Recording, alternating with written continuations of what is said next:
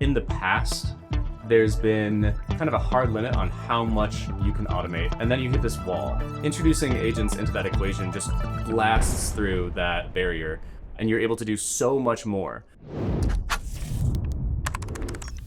If you're not using Ramp today to pay a bill, It's a long process. Potentially weeks, Bill after bill, hunting down, chasing combing through double data entry. every day. There's so much that happens to that bill before it can get paid. That is a waste of their time and a waste of the company's money. What autocoding does is learn from bills that you've coded in the past and apply that to bills you're going to code in the future.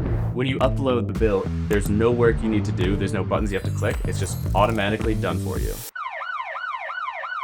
Our fraud agent takes an invoice and it analyzes 63 different pieces of data and will also flag any anomalies to you. It could potentially save a company hundreds of thousands or millions of dollars per year. The value of the approval agent is to be able to provide all the upfront context you need as to whether you're going to approve the bill.